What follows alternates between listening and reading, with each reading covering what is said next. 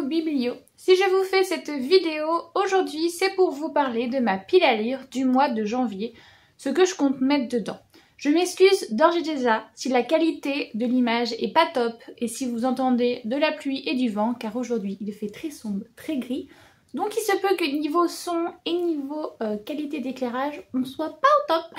J'en suis sincèrement désolée, mais j'ai pas d'autre temps que ce moment-là dans mon emploi du temps pour faire la vidéo, donc je la fais maintenant. Je tourne cette vidéo un petit peu en avance, donc je n'ai pas encore fini ma pile à lire du mois de décembre. Mais au vu des événements, du réveillon de Noël, du réveillon du Nouvel An et du Nouvel An, je pense pas que j'aurai énormément de temps pour lire. Et en l'occurrence, là, il me reste 1,5 livres que je suis en train de lire. J'espère pouvoir réussir à les lire à temps. Du coup, les autres, il y en a pas mal que j'ai dû mettre dans ma pile à lire de janvier puisque je ne les avais pas encore lus. Donc ça fait plusieurs fois que je vous les présente, mais vu que j'ai pas réussi à les lire, je les remets dans la page suivante. Je vais essayer de lire L'année solitaire de Alice Oseman, qu'on ne présente plus, l'auteur qui a fait Heartstopper, qui a fait Nikki Charlie, qui a fait Cet hiver-là, qui a sorti Loveless et aussi du coup L'année solitaire. Pour les courses, c'est l'histoire de Tori, la grande sœur de Charlie. Je me trompe toujours entre les deux, j'inverse leur prénom. C'est plutôt une personne solitaire et donc on va voir comment son année va se passer. Et visiblement, ça va tourner autour du thème de la dépression et tout. Et c'est pour ça que j'ai un peu du mal, même si j'arrête pas de les mettre dans ma pile, à me mettre dedans. Parce que vu que là, c'est le mood hivernal et tout, j'ai énormément peur que ce soit pas le bon moment pour lire ce genre de choses. Après, est-ce qu'il y a vraiment un bon moment pour lire ce genre de thème? Je ne sais pas. Mais du coup, je le remets dans ma palle en sachant que si, par miracle, j'arrivais à lire les autres livres que je suis censée lire cette semaine, je lirai celui-ci en priorité, donc peut-être fin décembre. On verra. Je fais un challenge de lecture et le mois prochain, le mois de janvier, le thème sera les suites, les sagas qu'on a commencé. Donc vous allez voir énormément justement de suites que j'ai commencé à lire et donc du coup là les tomes 2, 3, 4, 5, 6, bref. Du coup, qui rentre dans le thème et que ça fait aussi un petit moment que j'avais dans ma palle, je vais essayer de lire De plumes et de flammes. C'est dans la saga The Queen's Council, c'est le tome 2, le premier qui doit être par ici. C'est Rose Rebelle, c'est sur La Belle et la Bête et celui-là, comme vous pouvez sûrement le voir au style graphique que c'est plutôt sur Mulan et comment elle va s'en sortir avec son conseil, les conseillers et tout et tout. Donc plutôt un livre historique, bien que ça soit autour de l'univers de Disney. À la fois hâte et j'appréhende de le lire parce que j'espère qu'il est mieux que Rose Rebelle, puisque je l'avais pas trop apprécié, justement j'avais pas aimé le mélange des genres, le mélange fantastique historique. Donc on verra bien ce que ça donne. Il paraît que j'aime bien me faire du mal parce que le 1 j'avais pas spécialement adhéré, mais là comme c'est les suites je me suis dit c'est le mois des suites. Donc je tente le tome 2 de City of Villain. C'est l'histoire en gros d'un monde où les héros de Disney existent bel et bien, mais en gros ce serait un peu dans un futur post-apo et comment expliquer ça? Il y a une ville assez riche où les humains normaux en gros vivent et le ghetto c'est tous les anciens qui ont de la magie, mais la magie a disparu. Donc c'est un peu un côté ghetto, gangster et tout et tout. Revanche, hargne, parce que les anciens qui ont de la magie sont maltraités par rapport à maintenant ceux qui n'ont pas de magie puisqu'ils ont toujours été comme ça. Enfin bref, il y a plusieurs sous-couches de rancœur, trahison, vengeance et tout. Donc c'est intéressant, mais je sais pas, j'avais pas réussi à adhérer au personnage dans le premier, donc j'espère que ça se passera mieux dans celui-ci. J'étais tellement contente, je m'étais dit, ça y est, j'en avais fini avec les Bridgerton. Eh ben non, jamais. Puisque elle a sorti des années plus tard et Lady Whistledown. Du coup, quand je les ai vus dans mon supermarché, en plus en édition relié, j'ai craqué, ok, j'ai acheté le 2...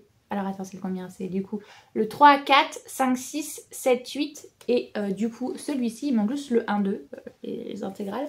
Donc voilà, en gros on est des années plus tard, on a la vision de Violet Bridgerton, la mère, et on a aussi un autre tome, puisque c'est 2 tomes en un à chaque fois, de Mrs. Whistledown.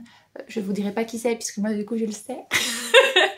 Vu que j'ai vu la saison 1 et la saison 2 de la série, et que j'ai lu les 8 tomes des Chroniques de Bridgerton. Donc je sais pas trop vers quoi on va, mais après je suis contente parce qu'en gros c'est un bel livre, un bel ouvrage. Mais mon souci en fait c'est que il y a beaucoup de messages qui sont véhiculés qui ne me plaisent pas, qui sont un peu anti-féministes à mon goût. Mais saupoudré de c'est un roman historique, donc Elodie tu peux pas faire autrement. Ouais, mais voilà. Mais en même temps la plume de Julia Quinn est très addictive. Et la série d'ailleurs l'a très bien fait parce que je m'attendais pas du tout à accrocher. Et finalement si, c'est très addictif comment c'est écrit et fait. Donc voilà, on va se replonger dans les Bridgerton parce qu'on n'en a pas encore assez eu. Alors ça résume un peu mon adolescence, tout mon collège, lycée. C'est une saga que j'aime particulièrement, que je suis depuis le début, mais que j'ai fait une énorme pause de presque 10 ans. Parce que l'auteur sort des pavés et donc du coup j'ai acheté les livres au fur et à mesure qu'ils sont sortis, mais j'ai lâché l'affaire au bout d'un moment parce que justement je ne pouvais plus les pavés. Mais là je me dis je dois lire des suites, donc c'est un bon moyen de pouvoir enfin en finir avec. Donc je vous parle de The Immortal Instrument. Je vous explique. En fait il y a The Immortal Instrument qui était à la base une trilogie, après elle a fait une suite. Donc on avait encore une autre trilogie. Après elle a fait un préquel, donc on avait une autre trilogie avec un préquel, qui lui du coup c'était The Immortal Instrument, les origines. Et ensuite on a eu une, je sais plus, une quadrilogie. On a eu 4 tomes qui sont après le tome 6 en gros. Et donc j'ai lu le premier tome de Renaissance et j'avais commencé le tome 2, mais vous voyez ce petit pavasse. Comment vous dire que j'avais lâché l'affaire. S'ensuit après le tome 3, première partie. Et là, je ne vous le montre pas, mais il y a le tome 3, deuxième partie, que j'ai aussi, mais je sais que je pourrais pas. Ok, au bout d'un moment, il faut arrêter le possible. Là, je prie pour réussir. Si je les trouve en audio, je les lirai peut-être en audio. D'ailleurs, ça sera peut-être plus facile pour moi d'arriver au bout de cette saga. Du coup voilà, je me mets Immortal Instrument de Renaissance, tome 2 et tome 3, première partie. Je désespère de réussir à aller au bout de cette saga parce que cet univers je l'adore. Mais l'auteur était trop prolifique. Et là je me suis arrêtée à ça, mais je crois que derrière elle a fait La Malédiction des Anciens. Du coup, je sais pas si on est rendu au tome 1 c'est sûr parce que je l'aime, mais il y a le tome 2 qui doit être sorti, peut-être 3, je sais plus, j'ai lâché l'affaire. Et après elle a sorti aussi The Immortal Instrument, Les Dernières Heures. Pareil, on doit être au tome 2 au moins parce qu'il y en a un je suis sûre, je l'ai vu sorti, le 2 je suis pas sûre. Mais voilà, donc il faudrait que j'arrive à finir les Renaissances pour pouvoir commencer les suites. Mais cet auteur est très prolifique et surtout fait des pavasses quoi.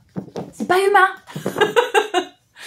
Pour vous la faire un peu courte, l'histoire c'est, comment dire, on est aux États-Unis et en gros il existe ce qu'on appelle des chasseurs d'ombres. Ce sont des personnes qui chassent les démons. Ils sont eux-mêmes des néphilim, des mi-anges, mi-humains et leur vocation en gros c'est de chasser les démons et toutes les créatures des ombres, donc des mi-démons ou des déviations comme les vampires, les loups-garous et tout, pour pas qu'ils nuisent aux humains. Bref. Et il se passe ce qu'il se passe dans les 6 premiers tomes et dans le préquel.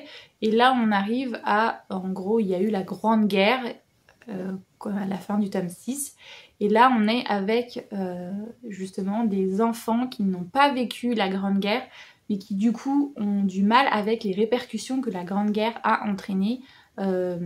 C'est-à-dire qu'il y a des nouvelles lois qui sont arrivées pour plus de restrictions sur certaines choses et tout. Et donc du coup, ils vivent avec ces règles dont ils ne comprennent pas forcément les références et tout. Et en plus, on a des personnages historiques que nous, on a déjà suivis dans les 6 premiers tomes, qui sont désormais des éminents, des ministres ou voilà, des députés et tout ça. Donc c'est super intéressant et cool, mais c'est compliqué, parce que c'est gros, et c'est long, et il y en a encore d'autres en plus. J'avais regardé le film, Il y en a 2 films, je crois bien. Les 2 films, je les ai regardés, j'ai pas aimé. Pour 2 raisons différentes. Un, le casting était génial, mais le scénario, il y avait une couille dans le pâté. Et l'autre, c'est l'inverse, je crois. La série qui est aussi sortie, je l'ai regardée et j'ai pas du tout aimé parce qu'il y a plein de choses qui n'allaient pas, qui n'ont pas respecté des personnages qu'ils ont tués alors qu'ils ne meurent pas dans la saga. Enfin bref, j'étais en mode ah. Donc voilà, je suis une grosse fan, j'ai regardé les films, j'ai regardé la série et je dois me remettre au livre pour avancer. Je me rends compte que j'ai énormément parlé, mais vu le ratio pavé que c'est, je me dis que c'est peut-être aussi un petit peu normal. Donc sinon, dans les livres que j'avais décidé de lire aussi en décembre, que je n'ai pas réussi à lire, à cause de l'emploi du temps de ministre, boulot, fête de fin d'année et tout, L'As de cœur de Morgane Maucombre, c'est le tome 2, parce qu'avant il y avait eu L'As de pique que j'ai lu du coup je crois en novembre si je me trompe pas. Et je m'étais dit, bah tombe bien, je vais lire le 2 en décembre, et ben j'ai pas réussi. Donc du coup je me le mets pour janvier. C'est l'histoire d'un jeune homme qui va absolument réussir à un tournoi de poker. Et en gros, cette jeune fille va rentrer dans l'équipe et va essayer de le séduire. Mais lui, en gros, il est focus sur le poker, mais elle va essayer de le séduire. En gros, c'est un peu ça le délire. Donc voilà, j'appréhende un petit peu. À la fois, j'ai déjà lu du Morgane Maucombre, donc je sais que ça va me plaire. Mais vu que j'ai été pas agréablement surpris dans L'As de pique, le premier, j'ai très peur. J'ai très peur parce que après je me dis que c'est parce que c'est un sujet particulier avec des trucs particuliers. Là je pense que c'est une romance beaucoup plus classique, donc j'ai moins peur que le sujet ne soit pas mal ficelé. Je sais pas, je me suis bien exprimée, mais bon voilà. En gros, je pense que j'aurai moins de réticence avec cette histoire qu'avec la précédente parce que c'est moins touchy comme sujet. Et puis surtout, je l'ai emprunté à ma médiathèque. Je devais le rendre le 27, mais je l'aurais jamais rendu. Donc peut-être falloir que je le rende un jour. J'ai prolongé de 15 jours mon emprunt. En parlant des emprunts, que j'ai pas besoin de rallonger parce que j'avais déjà une grosse période pour les lire, je n'ai pas réussi à me mettre dans la vibe de My Hero Academia, donc je les remets en janvier pour essayer de les lire. My Hero Academia, c'est l'histoire d'un monde où la plupart des gens ont ce qu'on appelle des alters, c'est-à-dire des pouvoirs en gros, hein. Ils peuvent voler, ils peuvent faire des flammes, des glaces, la télépathie, tout ce que tu veux. Et on suit un jeune homme, celui-ci, qui est absolument fan de All Might, que je vais pas trouver forcément, sinon c'est pas drôle, hein. Il est où All Might? Là, voilà. Le super héros qu'il adore, c'est celui-ci, All Might. Ils sont en train de tous tomber, c'est génial. Et du coup, il souhaite devenir comme lui, mais il se rend compte qu'en fait ça ne va pas être possible puisqu'il fait partie genre des 1% de la population qui n'ont pas de pouvoir. Jusqu'au jour où il va véritablement rencontrer son super-héros parce que lui-même va faire un acte héroïque alors qu'il n'a pas de pouvoir. Et il va y avoir tout un lien de transmission. Il va entrer dans une académie justement pour devenir super-héros et tout. C'est génial. Et j'ai regardé l'animé mais ça s'arrête assez rapidement parce que j'ai la flemme de le regarder en VO. Donc je m'étais dit, ben, va emprunter les mangas et tu pourras lire la suite. J'avais fait la même chose pour Demon Slayer. Et donc du coup, ben voilà, là je les ai empruntés, mais j'ai pas réussi à me mettre dedans à les lire. Je pense que mois de janvier, j'espère avoir un petit peu plus de temps et pouvoir me mettre dedans. Ensuite, ça, ce sont 2 références qui m'ont fait palpiter le cœur quand j'ai regardé une des vidéos de Au souffle des mots, quand elle fait ses achats là dans les librairies de Lyon, si je me trompe pas. Il y a 2 bouquins en question qui ont fait palpiter mon cœur et du coup je me suis dit pourquoi pas. Donc je les ai achetés, j'espère pouvoir les lire en janvier, mais je me mets pas la rate au courbouillon parce que Noël n'est pas encore passé et je sens que je ne vais en avoir des livres. C'est pour ça que j'ai pas fait une énorme palle, bien qu'elle est assez conséquente quand même, pour janvier, parce que je sais que déjà demain à la médiathèque on va avoir des nouveautés et de 2, Noël va passer par là et je vais me retrouver encore avec une dizaine de livres à lire en plus dans ma palle, alors que je désespère de pouvoir la baisser. Donc, on revient aux moutons.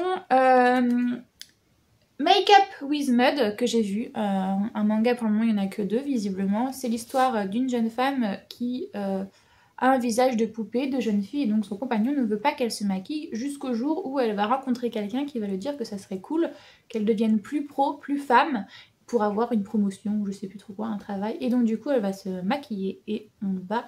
le regard des gens va changer sur elle et on va la traiter de...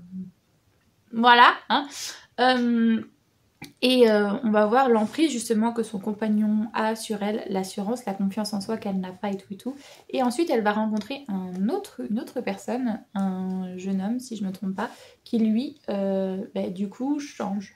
En fait, un coup il se maquille, un coup il se maquille pas, un coup il s'habille en fille, un coup il s'habille en gars, selon son humeur, selon son mood. Donc du coup c'est intéressant de voir aussi ces deux personnalités et comment l'une va s'influencer sur l'autre. Je peux pas vous dire encore mon avis puisque je l'ai pas lu, mais le résumé avait l'air hyper intéressant et hyper body positivisme, ouverture d'esprit et féministe, tout simplement. Vous avez peut-être entendu une voiture, c'est ma voisine que je viens de voir dans la fenêtre qui est en train de partir. Ça fait bizarre mais bon c'est comme ça.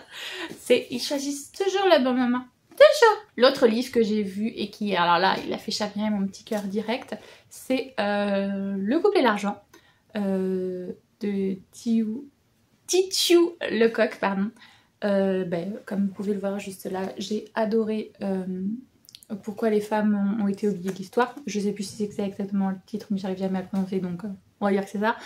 Je l'ai adoré et je me suis dit waouh, elle en a sorti un autre. Allez, on fonce. Donc je suppose que ça va parler justement de la différence entre le salaire des hommes, des femmes et nanani nanana. Ça me va très bien, un petit essai féministe. Je sais pas si j'arriverai à le caser dans le mois de janvier, mais je prie pour ça, parce que comme je les ai dit, il y a de fortes chances que j'ai d'autres lectures aussi à lire. Donc voilà, livre féministe que je vais lire. Je suis pas sûre de pouvoir le recommander à 1000%, mais déjà à 99%, hein, parce que franchement... l'autre livre que j'ai lu ne m'a absolument pas déçu et tous les retours que j'en entends de cet auteur là sont ouf, donc on va lire et puis vous verrez bien dans mon prochain update ce que je vous dis dessus, mais il y a peu de chances que ça soit négatif. Dans les suites aussi, comme j'ai lu le tome 1 de La Faucheuse en décembre, je compte mettre un audio-livre, le tome 2 et 3 de La Faucheuse, comme ça je pourrais l'écouter sur mon trajet en allant au boulot le matin et le soir d'ailleurs en revenant. Donc en gros La Faucheuse c'est l'histoire d'un monde, notre monde, mais dans plusieurs centaines d'années. Les humains, en gros la science est arrivée à son paroxysme, les humains ne meurent plus, ils ne ressentent plus la douleur et il suffit de faire un peu de chirurgie et on reset, en gros on peut changer notre apparence et tout.